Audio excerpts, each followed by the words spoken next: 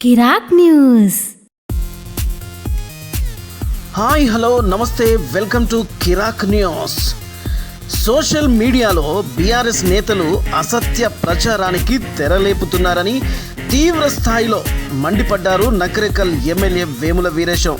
ఈ సందర్భంగా యాదగిరిగుట్ట దర్శనానికి సీఎం వచ్చిపోయిన తరువాత బీఆర్ఎస్ నేతలు అసత్య ప్రచారానికి తెరలేపుతున్నారని గట్టిగా కౌంటర్ ఇచ్చారు.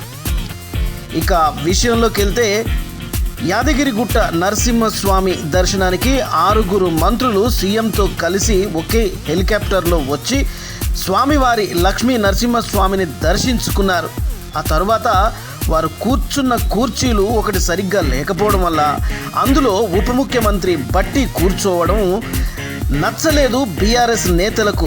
ఇక దీన్నే అలుసుగా తీసుకొని బీఆర్ఎస్ పార్టీ నీచ రాజకీయాలకు, కక్షపూరిత కుట్రలకు తెరతీసి ఒక దళితుడు బట్టీని అవమానించారు అంటూ దయ్యాలు వేదాలు వల్లించినట్లుగా వల్లిస్తున్నారు అని గట్టిగా సెటైర్లు విసిరారు వేముల వీరేశం. ఇక ఈ రాష్ట్రానికి ముఖ్యంగా చెప్పుకోవాలంటే దళితుణ్ణి ముఖ్యమంత్రి చేస్తా అన్నాడు, దళితుని కోసం తల నరుక్కుంటా అన్నాడు. నరుక్కున్నాడా? ముఖ్యమంత్రిని చేసిండా? ఇక 3 ఎకరాల భూమి ఇస్తా అన్నాడు, నిరుద్యోగ భృతి ఇస్తా అన్నాడు.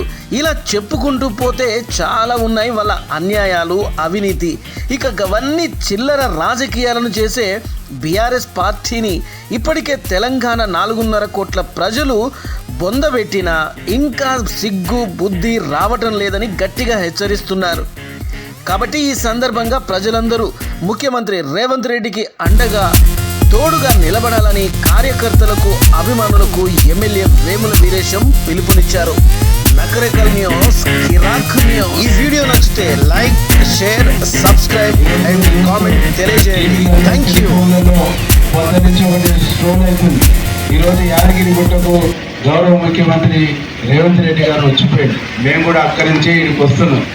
ఆడికి వచ్చిపోయిండో లేదో బీఆర్ఎస్ పార్టీ వాళ్ళు అనేక రకాలుగా ఈరోజు బట్టి విక్రమార్క గారు ఆడ కూర్చుంటే దళితులు కాబట్టి ఇలా కూర్చోబెట్టిరు, అవమానించారు అని చెప్పేసి ఘోరంగా ప్రచారం చేస్తున్నటువంటి ఒక పరిస్థితి మీరు గమనిస్తాము.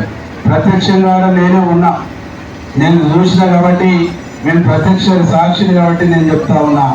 ఈరోజు ఆడ దర్శనం చేసుకొని 6 మంత్రులు ఒకే హెలికాప్టర్లు వచ్చి అక్కడ దిగి దర్శనం చేసుకొని ఆశీర్వాదం తీసుకుంటున్నప్పుడు ముఖ్యమంత్రి గారు మొత్తం ఆడికి చైర్ చేస్తే ఒక చైర్ కొంచెం హైట్ ఉంది, ఒక చైర్ తక్కువ ఉంది.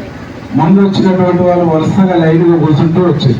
కొద్దిగా 1 ఇంచు తక్కువ ఉన్నటువంటి చైర్లో బట్టీలో కూర్చుండు. అప్పటికే జిల్లా మంత్రి లేచి ఇటు కూర్చొని అంటే పర్వాలేదు అని చెప్పేసి కూర్చుంది. దాన్ని కూడా ఈరోజు బీఆర్ఎస్ వాళ్ళు టీవీలలో, ఛానళ్లలో మాట్లాడుతుందంటే ఎంత ఈర్ష్యతో, ఎంత కక్ష సాధింపు దూరంతో ఉన్నారో మీరు ఆలోచన చేయమని చెప్పేసి మేము విజ్ఞప్తి చేస్తాము. ఈ రాష్ట్రానికి దళితుడు ముఖ్యమంత్రి అన్నాడు. దళితుడు ముఖ్యమంత్రి చేయకుంటే నా మెడ మీద తల నరుక్కుంటా అన్నాడు. 10 సంవత్సరాలు ఒక మాదిగా మంత్రిని ఇయ్యలేదు, 3 ఎకరాల భూమి అన్నాడు ఇయ్యలేదు. ఈరోజు దయ్యాలు వేదాలు వందించినట్టుగా వారి కూతురు ఈరోజు మాట్లాడుతుంటే నిజంగా నవ్విపోదురుగాక నాకేందనేటువంటి పద్ధతుల్లో వారి మాటలు ఉన్నాయి. కాబట్టి ప్రజలుగా మనం అందరం, కార్యకర్తలుగా మనం అందరం గౌరవ ముఖ్యమంత్రి రేవంత్ రెడ్డి గారికి తోడు నీడగా, అండదండగా ఉండి మరింత ఈ ప్రభుత్వాన్ని శక్తివంతమైన ప్రభుత్వంగా ముందుకు తీసుకుపోవడానికి తోడ్పాటి వాళ్ళు సహకరించాలని చెప్పేసి మనస్ఫూర్తిగా కోరుకుంటూ ముగిస్తా ఉన్నా. ఈ కార్యక్రమాన్ని